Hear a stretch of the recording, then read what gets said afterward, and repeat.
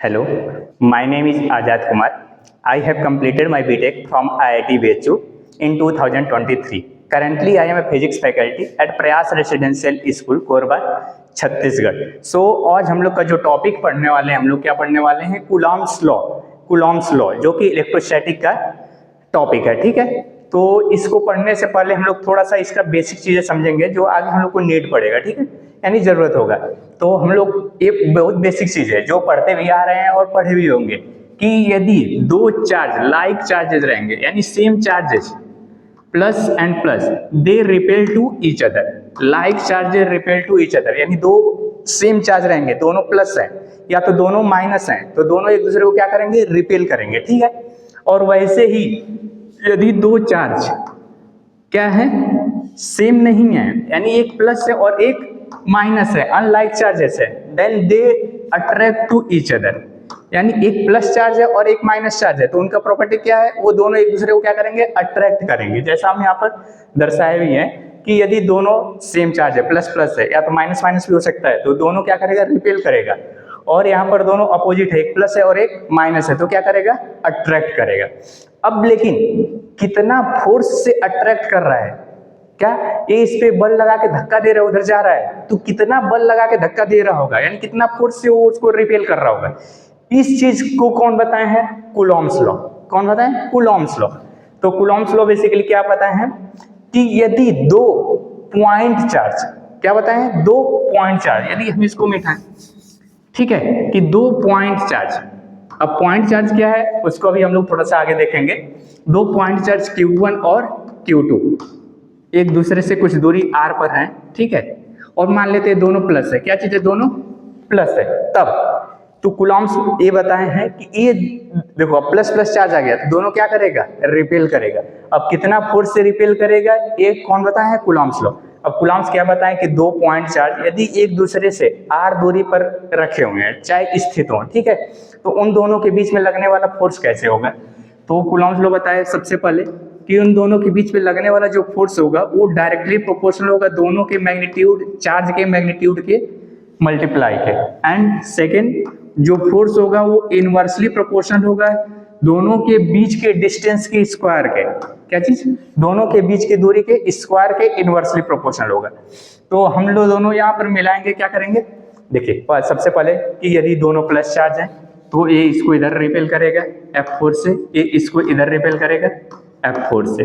और point charge लेना है, क्या कूलॉम्स पॉइंट चार्ज के बारे में बताएं, और पॉइंट चार्ज अभी हम लोग थोड़ा सा समझेंगे. ठीक है, अब यहाँ पर क्या बताएं कि जो दोनों के बीच में लगने वाला फोर्स है दोनों के चार्ज के मल्टीपल के डायरेक्टली प्रोपोर्शनल मल्टीप्लाई के, एंड जो फोर्स रहेगा वो इनवर्सली प्रोपोर्शनल दोनों के बीच के दूरी के स्क्वायर का. ठीक है, अब यहाँ से हम मिलाएंगे तो जो फोर्स आ जाएगा, यदि प्रोपोर्शनल हटाएंगे तो कोई एक कांस्टेंट आएगा, proportional constant K Q1 Q2 divide by R square.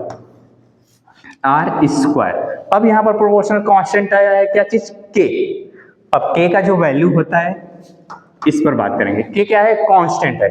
अब एक K जो है वो कांस्टेंट है लेकिन यूनिवर्सल कांस्टेंट नहीं है. K का जो वैल्यू होता है, यदि हम लोग बात करें वैक्यूम के लिए, किसके लिए, वैक्यूम के लिए, वैक्यूम के लिए K का जो वैल्यू होता है 1/4 पाई एप्सिलॉन नॉट, और जिसका वैल्यू होता है 9 × 10 के पावर में 9. ठीक है, अब यहाँ से यदि उसका यूनिट निकालना चाहेंगे तो न्यूटन मीटर स्क्वायर पर कूलॉम स्क्वायर. क्या चीज, न्यूटन मीटर स्क्वायर पर कूलॉम से स्क्वायर, ये इसका यूनिट भी आ जाएगा जो कांस्टेंट है. तो इसका वैल्यू होता है वैक्यूम के लिए, और ये यूनिवर्सल कांस्टेंट नहीं है. क्या चीज, जैसे ग्रेविटेशनल में G का जो वैल्यू आता है उसका फिक्स वैल्यू रहता है, वो चाहे किसी भी जगह पर उसका फिक्स वैल्यू दिया हुआ है. लेकिन यहाँ पर मैं बोला हूँ वैक्यूम के लिए, किसके लिए, वैक्यूम के लिए. ये यूनिवर्सल कांस्टेंट नहीं है, मीडियम पर डिपेंड करता है. यहाँ पर वैक्यूम की जगह पर कोई और मीडियम आ जाएगा. जैसे हम इन्हीं दोनों चार्ज को कहीं ये वैक्यूम में मान ले रखें फ्री स्पेस में, अब कहीं पानी में लेके चले गए. कहाँ लेके चले गए, पानी में. यदि दोनों चार्ज को उतना ही दूरी पर, वो वही चार्ज है, Q1 और Q2 है, R दूरी पर ही. अब यानी हम वाटर में लेके चले गए हैं, पानी में लेके चले गए, तब यहाँ पर जो फोर्स होगा वो कुछ अलग होगा. ठीक है, फोर्स क्या होगा, अलग, यानी K का जो वैल्यू होगा वो अलग होगा, वो मीडियम पर डिपेंड करेगा. ठीक है, और जो देखा गया है, जो पाया गया कि वो हमेशा ही क्या रहेगा, निर्वात से थोड़ा सा कम फोर्स रहेगा. ठीक है, तो यहाँ पर ये चीज पता चला कि ये जो कांस्टेंट है वो क्या चीज है, एप्सिलॉन नॉट रहेगा ये, ठीक है। और उसका वैल्यू कितना है, और ये मीडियम पर डिपेंड करता है। क्या है, ये कांस्टेंट किस पर डिपेंड करेगा, मीडियम पर। तो यानी कि दो चार्ज एक दूसरे से r दूरी पर जिस मीडियम पर रखे रहेंगे उस पर भी फोर्स डिपेंड करेगा, मीडियम पर, ठीक है। अब यहाँ पर आएगा कि 4 पाई एप्सिलॉन नॉट क्या चीज है, क्या चीज है, एप्सिलॉन नॉट। इसको बोलते हैं मीडियम का परमिटिविटी। क्या बोलते हैं, परमिटिविटी, परमिटिविटी, ठीक है। अब परमिटिविटी क्या चीज है, परमिटिविटी बेसिकली क्या चीज बताता है, यदि हम बेसिक से जाएं तो बेसिकली परमिटिविटी ये बताता है परमिशन, बेसिकली परमिशन कि किसी भी मीडियम से कितना इलेक्ट्रिक फोर्स लाइन पास होगा। जैसे मैं एग्जांपल करूं कि ये अपने पास रूम है, ठीक है। अब इस दीवार से इधर हम भेज रहे हैं, मान लीजिए हमारे पास कुछ ऐसा उपाय लगाए हैं कि इधर से 100 गुलाब जामुन मैं इधर इस दीवार के पास भेजना चाह रहा हूं, तो मैं उधर से 100 गुलाब जामुन या तो उधर से फेंका, ठीक है। अब इस मीडियम में यानी इस रूम में, ठीक है, रूम से पास होते हुए 100 गुलाब जामुन जाके उस दीवार पे टकराने चाहिए, लेकिन मान लीजिए 70 गुलाब जामुन उधर जाके टकराई, 30 नहीं। तो इसका मतलब क्या है, इस रूम का यानी रूम में जो मीडियम है उसका परमिटिविटी कितना है, 70 यानी 70, ठीक है। उधर से 100 गुलाब जामुन पास किए लेकिन इधर जो मिला कितना, 70। तो नंबर ऑफ गुलाब जामुन जो पास हुए हैं, ठीक है, वो कितने हुए हैं, 70। तो इस रूम का जो परमिटिविटी कितना है, 70। तो इसी तरह से यहाँ पर मीडियम का परमिटिविटी बेसिकली है number of the electric force line जो पास करती है उस मीडियम से, ठीक है। तो परमिटिविटी, और इसका जो फ्री स्पेस के लिए वैल्यू होता है एप्सिलॉन नॉट का, वो होता है 8.85 इंटू 10 के पावर -12 लगभग में, ठीक है। और इसका बात करेंगे तो आ जाएगा कूलम्ब स्क्वायर पर न्यूटन मीटर स्क्वायर, ये है परमिटिविटी का वैल्यू, ठीक है। तो बेसिकली हम क्या समझे कि कूलम्ब लॉ, जब दो पॉइंट चार्ज, अभी पॉइंट चार्ज के बारे में बात करेंगे, ठीक है। पॉइंट चार्ज एक दूसरे से r दूरी पर है तो उनके बीच में लगने वाला जो फोर्स का वैल्यू होता है क्या होता है, K Q2 divide by r square, ठीक है। और यहाँ पर हम केवल मैग्नीट्यूड ले रहे हैं चार्ज का, क्या ले रहे हैं, मैग्नीट्यूड। और चार्ज के नेचर से यहाँ हमें पता है यदि दोनों प्लस प्लस रहेगा तो रिपेल करेगा, और अपोजिट रहेगा या दोनों माइनस माइनस रहेगा तो भी रिपेल करेगा, और अपोजिट चार्ज रहेगा तो अट्रैक्ट करेगा, ठीक है। तो डायरेक्शन वहां से पता करेंगे, ठीक है। और इसके बाद से यहाँ से आ गया, और यहाँ पे जो कांस्टेंट आया, कांस्टेंट के वैल्यू क्या होगा, 9 इंटू 10 के पावर 9। फिर इसके बाद कांस्टेंट का वैल्यू निर्वात के लिए क्या होता है, यानी वैक्यूम के लिए 1/4 pi epsilon not. Epsilon not का जो वैल्यू क्या है वो बताएं, और एप्सिलॉन नॉट क्या चीज है, परमिटिविटी है, ठीक है। और यहाँ पर ये जो बात करें हम किसका परमिटिविटी लिए हैं, वैक्यूम का परमिटिविटी लिए हैं, ठीक है। तो ये हो गया पूरा कूलम्ब्स लॉ। अब इसका कुछ इंपॉर्टेंट पॉइंट देखते हैं कूलम्ब्स लॉ का, क्या चीज, कूलम्ब्स लॉ का कुछ इंपॉर्टेंट पॉइंट, ठीक है। इंपॉर्टेंट पॉइंट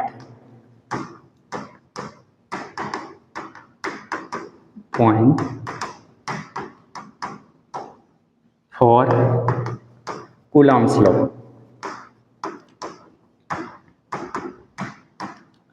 सबसे पहला जो है वो केवल और केवल किसके लिए एप्लीकेबल है, पॉइंट चार्ज के लिए। किसके लिए एप्लीकेबल,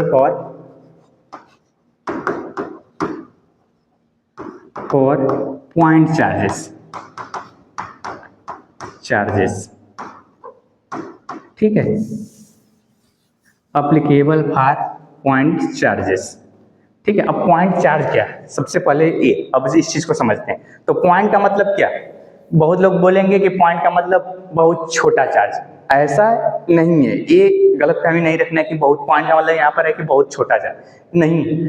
यहाँ पर पॉइंट चार्ज बेसिकली इस तरीके से डिफाइन हुआ है या इस तरीके से रिलेट किया गया है कि चार्ज जिस बॉडी पर है उसका साइज उन दोनों के बीच की दूरी के रिलेटिव बहुत छोटा हो, ठीक है। समझ गए, जैसे अब मैं बात कर रहा हूँ, ठीक है, कि अपने पास एक इतना बड़ा गोला है, ठीक है, या तो एक स्फीयर है इतना बड़ा है, ठीक है। अब यदि मैं इसके बहुत पास हूँ या तो इतना बड़ा फुटबॉल लिया हूँ, ठीक है, तो क्या ये मेरे लिए क्या है, पॉइंट चार्ज है कि नहीं है, तो कोई बोलेगा कि पॉइंट चार्ज नहीं है क्योंकि इतना बड़ा है, ठीक है।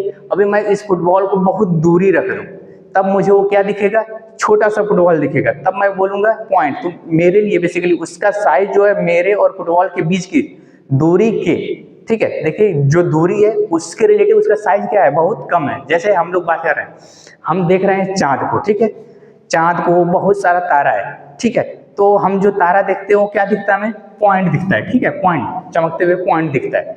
लेकिन क्या वो पॉइंट है, नहीं है। हम रिलेट कर रहे हैं कि वो पॉइंट है, लेकिन ऐसा नहीं है, बेसिकली वो बहुत बड़ा है, ठीक है, लेकिन हम हमारे और उस तारे के बीच की दूरी के रिलेटिव, ठीक है, उसका साइज जो है वो छोटा है। तो यहाँ पर पॉइंट चार्ज कैसे रिलेट करना है कि चार्ज जिस बॉडी पर है उसका साइज चार्ज के बीच की दूरी के रिलेटिव क्या होना चाहिए, छोटा होना चाहिए, स्मॉल होना चाहिए, यानी उसका डायमेंशन जो होना चाहिए दूरी के रिलेटिव क्या होना चाहिए, बहुत स्मॉल होना चाहिए। पहला पॉइंट हो गया, ठीक है। दूसरा, ठीक है, और ये जो कूलॉम्स लॉ जो है, देखिए कूलॉम्स लॉ है, ठीक है, लाइन और ये जो फोर्स लग रहा है, कूलॉम्स फोर्स लग रहा है, वो हमेशा लाइन ऑफ ज्वाइनिंग के डायरेक्शन में लगेगा। क्या चीज, यानी ये दोनों हैं, तो अब इसका डायरेक्शन क्या, ये इसको रिवेल करके इधर भी तो भेज सकता था, लेकिन ऐसा नहीं है। तो ये जो फोर्स लगेगा वो हमेशा लाइन ऑफ ज्वाइनिंग के ही डायरेक्शन में रहेगा, ठीक है।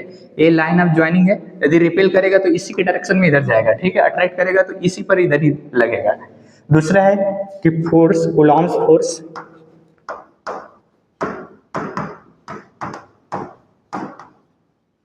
Act along line of joining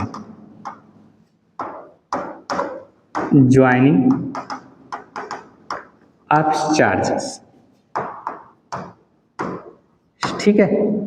और इसके बाद से दूसरा पॉइंट हो गया लाइन ऑफ ज्वाइनिंग पर।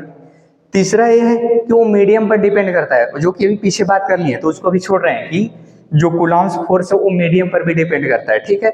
और इसके बाद ये है कि इनवर्स लॉ को फॉलो करता है। बेसिकली इनवर्स लॉ क्या चीज है, कूलॉम दोनों के बीच की दूरी के स्क्वायर के इनवर्सली प्रोपोर्शनल है, तो इसी को बोलते हैं इनवर्स स्क्वायर्स लॉ, ठीक है, समझ गए। तो ये 3 पॉइंट है जो काफी इंपॉर्टेंट है, ठीक है। और एक चौथा पॉइंट ऐसा बोल सकते हैं, जो कूलॉम्स फोर्सेस है, कूलॉम्स फोर्स है वो कंजर्वेटिव फोर्स है। क्या चीज है, कंजर्वेटिव फोर्स है। अब कंजर्वेटिव फोर्स का मतलब क्या हुआ, तो ऐसा फोर्स जिसके द्वारा किया गया कार्य पाथ पे डिपेंड ना करे, यानी इस फोर्स के द्वारा किया गया कार्य पाथ पे डिपेंड नहीं करेगा, केवल इनिशियल और फाइनल पोजीशन पे डिपेंड करेगा।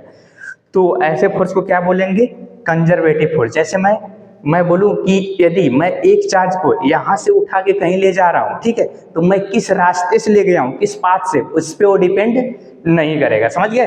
तो ये चीज है। तो यहाँ से 4 पॉइंट जो हमको काफी इंपॉर्टेंट था कूलॉम्स लॉ के बारे में, वो भी समझ लिए, ठीक है। चलो अब नेक्स्ट चलते हैं।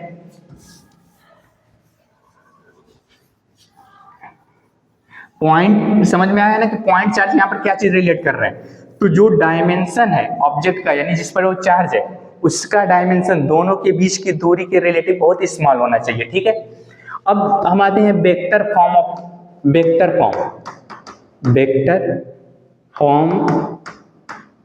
Of Coulomb's law. इसका वेक्टर फॉर्म में बात करें तो मैं इसी चीज को थोड़ा सा मॉडिफाई करता हूं कि यदि यहां पर ये बोल देता हूं F12 वेक्टर, F21 वेक्टर, तो यहां पर जो मैं 1 2 और 2 1 लिखा हूं बेसिकली क्या चीज दर्शा रहा है कि force on charge 1 due to charge 2, force on charge 2 due to charge 1, यानी जो बाद में लिखा हूं वो है उसके द्वारा लगाया गया फोर्स, और जो पहले लिखा हूं उस पर फोर्स लग रहा है, ठीक है।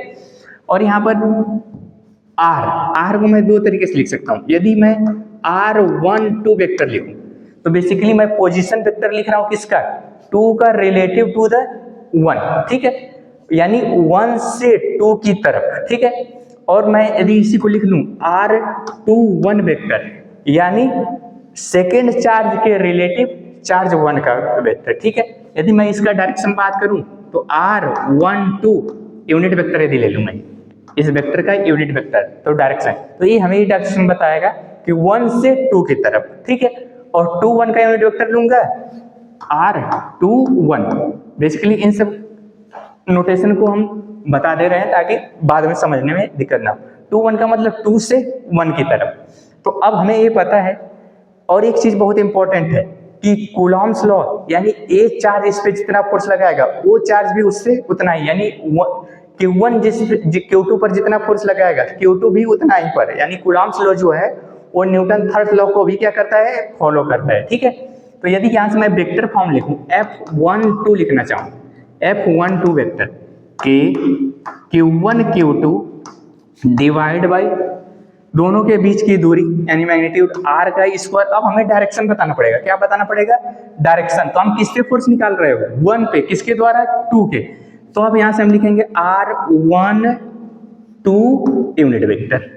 अब यूनिट वेक्टर मान लो किसी को पता नहीं है तो हम यूनिट वेक्टर कैसे निकालते हैं, R12 यूनिट वेक्टर मीन्स या तो किसी वेक्टर का यूनिट वेक्टर r वेक्टर का यूनिट वेक्टर निकालना है तो हम क्या करेंगे, r वेक्टर डिवाइड बाई उसका मैग्नीट्यूड। तो यदि यहाँ से हम यूनिट वेक्टर को हटाएंगे तो क्या हमें मिल जाएगा, F12 वेक्टर इजिकल टू के Q1 Q2 divide by R cube R12 vector. ठीक है, ये चीज समझ में आया, R12 डिवाइड बाई उसका मैग्नीट्यूड कर लिया हूँ यूनिट वेक्टर को। ठीक है, तो ये इसका हो गया क्या चीज, वेक्टर फॉर्म। तो ये था पूरा का पूरा कूलॉम्स लॉ। यदि हम यहाँ पे बात करें न्यूटन थर्ड लॉ को भी होल्ड करता है, तो यहाँ से क्या हो जाएगा, F12 vector is equal to minus F21 vector, यानी दोनों का मैग्नीट्यूड तो सेम रहेगा, बस डायरेक्शन क्या रहेगा, अपोजिट रहेगा। ये भी ध्यान रखना है हम लोग को।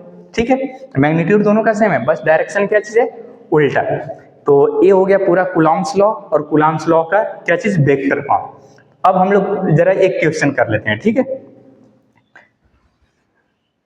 क्वेश्चन हम लोग करते हैं, यदि मान लीजिए हमारे पास दो चार्ज रखा हुआ है, एक चार्ज Q1 और Q2, Q1 और Q2 एक दूसरे से 30 सेंटीमीटर की दूरी पर है। कितना, 30 सेंटीमीटर की दूरी पर है। Q1 का वैल्यू हमें दिया है 2 माइक्रोकूलम, Q2 का वैल्यू हमको दिया है 5 माइक्रोकूलम, और ये दोनों वैक्यूम में फ्री स्पेस में रखे हैं। या तो एयर में बोलेगा तो भी हम वैक्यूम मान लेते हैं। ठीक है, यदि दो charge Q1 Q2 2 microcoulomb and 5 microcoulomb एक दूसरे से 30 सेंटीमीटर की दूरी पर एयर में रखे हुए हैं, तो इन दोनों के बीच में लगने वाला फोर्स, या तो ऐसे भी सवाल बन सकता है Q2 पर Q1 के द्वारा लगने वाला फोर्स का मैग्नीट्यूड। तो F बराबर क्या हो जाएगा, K Q1 Q2 divide by दोनों के बीच की दूरी का स्क्वायर R स्क्वायर। अब इसके बाद से K का वैल्यू हमको पहले से ही पता है, 9 × 10 के पावर में 9 इंटू Q1 का वैल्यू 2 माइक्रोकूलम, माइक्रो मीन्स 10 के पावर -6, Q2 का वैल्यू 5 माइक्रोकूलम 10 के पावर -6 डिवाइड बाई दोनों के बीच की दूरी 30 सेंटीमीटर, 30 सेंटीमीटर को मीटर में बदलेंगे 10 के पावर -2 का स्क्वायर कर देते हैं। ठीक है, अब इसको सॉल्व कर लेंगे। ठीक है, तो यहाँ से आ जाएगा 9 × 2 × 5 इंटू 10 के पावर -6 -6 12, 9 चला गया उसमें से, -3 बच गया होगा। ठीक है, यहाँ पर स्क्वायर कर देंगे तो 30 का स्क्वायर 900, 10 के पावर -4 900, 10 के पावर -4। ठीक है, यहाँ से इसको कट कर देंगे, 1 10 के पावर -2 कट जाएगा, अपने पास कितना आ जाएगा, 1 न्यूटन। इसको सॉल्व कर लेंगे तो 10 के पावर -3, यहाँ पर क्या चीज़ है देखिए, 5 में 2 का गुणा करेंगे 10 आ जाएगा, 1 0 कट जाएगा और ये अपना आ जाएगा 1 न्यूटन। यानी Q2 Q1 पर कितना लगाएगा, 1 न्यूटन। तो Q1 भी Q2 पर कितना फोर्स लगाएगा, 1 न्यूटन। यदि ये भी यहाँ पर दिया रहेगा कि यदि ये दोनों सिमिलर चार्ज है, यानी दोनों प्लस है या तो दोनों माइनस, तब दोनों एक दूसरे से रिपेल करेंगे, और दोनों अपोजिट रहेंगे तो अट्रैक्ट करेंगे। कितना फोर्स से, 1 न्यूटन फोर्स से। ठीक है,